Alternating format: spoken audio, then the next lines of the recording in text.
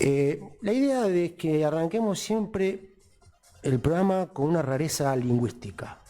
Y esto no es una rareza, pero sí un uso cotidiano, que sin embargo no sabemos de dónde viene. El vos y el tú. Así que bueno, como cuentito, érase una vez el poder de las palabras. Hace mucho tiempo, en la Edad Media, cuando no existían celulares, ni wifi, ni grupos de WhatsApp, donde te metían sin preguntarte si querías estar, había algo que sí existía, el respeto absoluto a la autoridad, cosa que hemos perdido bastante.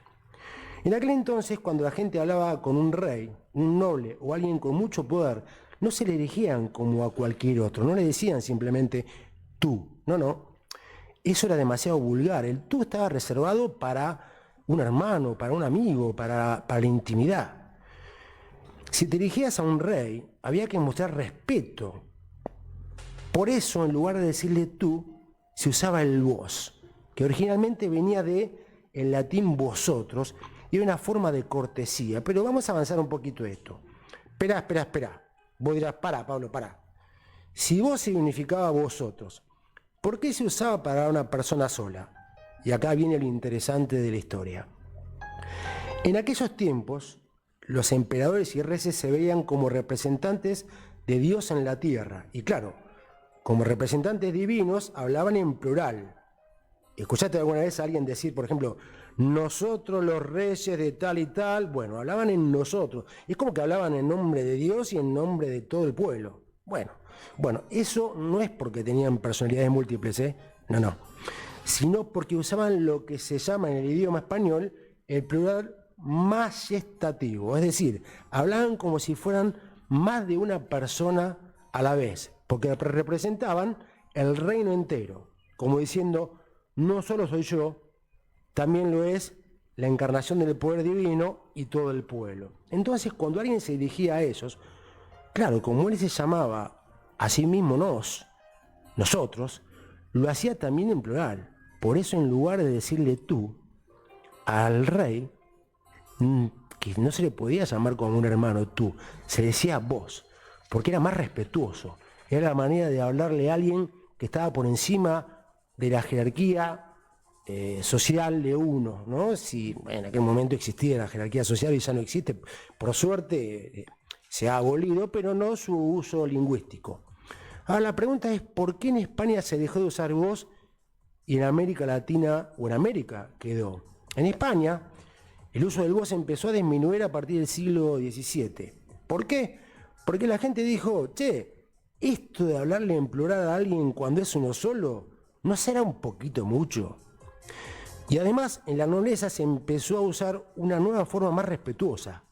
Y ahí viene algo realmente muy entretenido, que es, se empezó a utilizar el vuestra merced, vuestra señora merced, o vuestra merced, lo que más tarde se convirtió en el usted.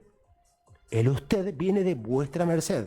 La simplificación de vuestra merced es el usted. Así que poco a poco el vos empezó a desaparecer en la península ibérica, o sea, en España mismo, ¿no? Pero, ¿qué pasó en América? Los españoles que llegaron al continente trajeron las costumbres de usar el vos, porque claro, es lo más elegante, o era lo más elegante en ese momento. Y como en muchos lugares de América, el español se mantuvo más aislado, sobre todo en los puertos más lejanos, por ejemplo, el de Buenos Aires y el de Montevideo. Cuando empezó a llegar el tú, aquí se mantuvo el vos, sobre todo en el Río de la Plata. Pero ojo, no quedó igual en todos lados, Hay países donde solo se usa en confianza, en otros se usa siempre, y en algunos, como en México o en España, prácticamente desapareció. El caso de Argentina, Uruguay y Paraguay, yo le diría que es el reino del vos. En Argentina, Uruguay y Paraguay, el vos no solo sobrevivió, sino que se hizo el dueño del barrio. Acá lo usamos para todo. Vos sabés, vos decime, vos pensalo. Lo que en otros países dirían con tú. Pero además se genera una cosa muy genial, que a mí me encanta de lo lingüístico. Inventamos la cuarta persona del singular. Yo, tú, él, vos. Y junto con esto, toda una conjugación verbal, que es fantástica. Porque nosotros nos decimos, tú dices, nosotros decimos, vos decís. Una de las cosas que hicimos al conjugar ese verbo inexistente en el español puro, fue quitar el diptongo en la conjugación verbal. Y vas a ver que cada vez que nosotros conjugamos un verbo desde el vos, le quitamos el diptongo. ¿Sí? Bueno, otro día, para los que no recuerden haber estudiado la parte del diptongo, vamos a hablar de qué es el diptongo, ¿no? Pero bueno, hay más, hay mucho más. Por ejemplo, podemos decir que hay 3 formas de tratar a alguien dependiendo de la región y el nivel de confianza, ¿no? El más usado en España es el tú, el más usado en Argentina, Uruguay, Paraguay, parte de Centroamérica, incluso muchas regiones de Colombia es el vos. Y usted es la forma formal en casi todos los países hispanohablantes. O sea, el diminutivo de vuestra merced quedó como la forma más formal, valga la redundancia de la palabra, en todos los hispanohablantes. O sea, en una palabra, puedes estar en un país donde alguien te diga, tú eres muy amable, cruzas una frontera y te dicen, vos sos un capo, chabón, y en otro lado te dicen, usted es muy amable, y todos significan lo mismo, pero reflejan distintas maneras de ver la relación entre las personas. Por eso es tan tremendo estudiar español para un extranjero. Las personas dicen que es terriblemente difícil estudiar chino mandarín.